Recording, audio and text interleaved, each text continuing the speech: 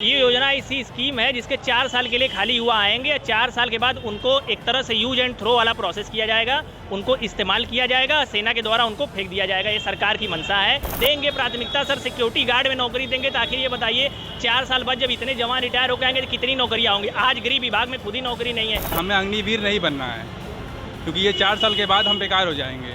हमें कोई पूछने वाला नहीं है। गवर्नमेंट जॉब के लिए लोग उतने साल से मेहनत करते हैं, 4 साल 5 साल लगाते हैं और फिर सिर्फ 4 साल के लिए जॉब। मैंने एक्स ग्रुप क्लियर किया है, मैंने पेपर क्लियर किया है, फिजिकल क्लियर किया है, मेडिकल क्लियर किया, इंटरव्यू तक क्लियर किया। एक मेरा क्या बोलते हैं उसको PSL लिस्ट तक आ गई। लेकिन रही बात ज्वाइनिंग की, ये हमें पिछले साल 10 जुलाई से आश्वासन दे रहे हैं कि हम आपको डिले और आके अभी 2 दिन पहले करें आपका कैंसिल। ये कहाँ का न्याय है, आप ही बताइए।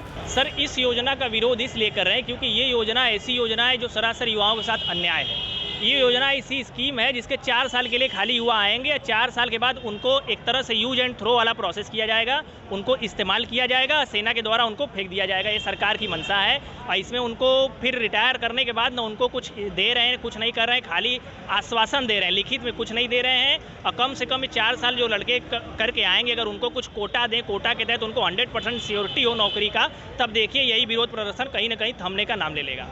गृह मंत्रालय से लेकर के कई राज्य सरकारों ने कहा है कि उनको प्राथमिकता दी जाएगी। सर कहा है, लेकिन ये स्कीम सर कहा है, लेकिन उसका कोई औचित्य नहीं है। और देंगे प्राथमिकता सर, सिक्योरिटी गार्ड में नौकरी देंगे। तो आखिर ये बताइए 4 साल बाद जब इतने जवान रिटायर होकर आएंगे तो कितनी नौकरियाँ होंगी? आज गृह विभाग में खुद ही नौकरी नहीं है। आज गृह विभाग में हम देख रहे हैं SSC GD के थ्रू नौकरी आती है, फिर पोस्ट नहीं भरा जाता है।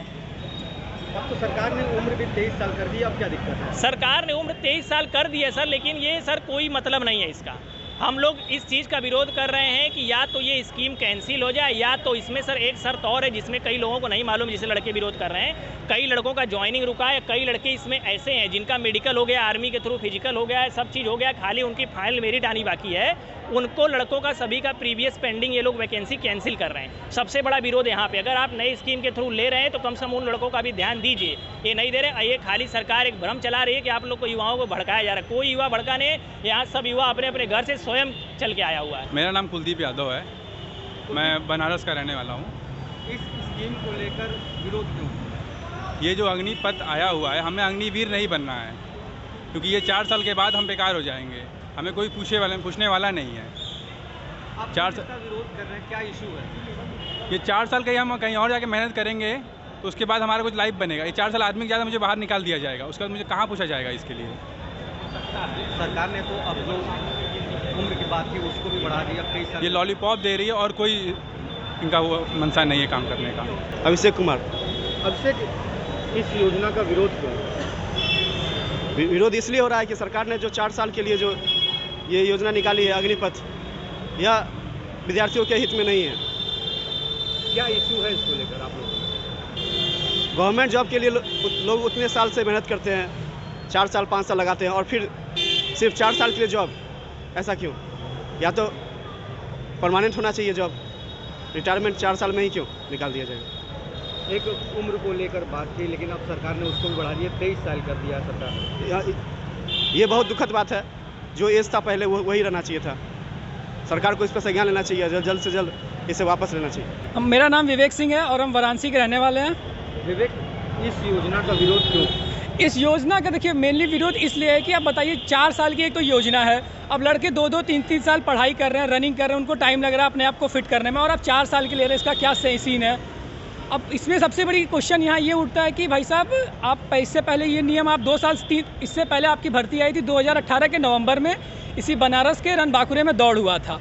उसके बाद आज तक आपने भर्ती नहीं लाई। और मेरा एयरफोर्स का मैंने एक्स ग्रुप क्लियर किया है, मैंने पेपर क्लियर किया है, फिजिकल क्लियर किया है, मेडिकल क्लियर किया, इंटरव्यू तक क्लियर किया। एक मेरा क्या बोलते हैं उसको PSL लिस्ट तक आ गई। लेकिन रही बात ज्वाइनिंग की, ये हमें पिछले साल 10 जुलाई से आश्वासन दे रहे हैं कि हम आपको डिले और आके अभी 2 दिन पहले करें आपका कैंसिल। ये कहाँ का न्याय है, आप ही बताइए। आप खुद इसका विरोध कर रहे हैं? हम बिल्कुल इसका विरोध कर रहे हैं। मेन इशू क्या है? मेन इशू यही है कि भाई साहब, आप ये 4 साल को लेने के बाद अगर आप 4 साल जब आप 4 साल बाद बच्चों को बाहर कर रहे हो तो आप उनको कुछ कोटा नहीं दे रहे हो। आप एक्स सर्विसमैन का कोटा दो तो फिर हम देखें। और आप क्या हम पुलिस में ले लेंगे, इसमें ले लेंगे, उसमें ले लेंगे। अरे आप उसमें लेने से अच्छा हमको इसी में रहने दो। जहाँ तक एज की बात थी, अब हाँ। सरकार ने एज भी बढ़ा दिया, 23 साल कर दिया। एज बढ़ा दिए तो यार 2 साल कोरोना में भी तो बर्बाद हो गया एज, उसका क्या? एज बढ़ा दिया ठीक है, जो 2 साल हमारा कोरोना एज खा गया उसका क्या? कोरोना हमने लाया। आपकी रैली हो रही है, आप कर रहे हो, सब ठीक है, और हमारा भर्ती कराने में आप कह रहे हो कोरोना है। ये कहाँ का न्याय है? 2018 का नवंबर की भर्ती आई है, मैंने खुद दिया है 2018 के नवंबर भर्ती में, और उसके बाद हमने आउट हुआ। फिर मैंने एयरफोर्स क्लियर किया। एयरफोर्स आपका 2020 का हुआ है, कोरोना से हमारा पेपर नवंबर में हुआ। नवंबर के बाद सारा प्रोसेस 4-6 महीने का चला, 2 साल आपका इस प्रोसेस में लग गया। 2 साल हमने वेट किया, 4 साल की नौकरी। ये कहाँ का न्याय? इससे आप बताओ। कह रहे हो कि हम इससे रोज़गार दे रहे हैं, कहाँ का रोज़गार है? इससे पहले 80,000 90,000 वैकेंसी आती थी, 46,000 वैकेंसी आ रही है। एक तो वैकेंसी का इसे ले रहे हो आप। अच्छे दिन आएंगे, कहाँ अच्छे दिन आ रहे हैं यार?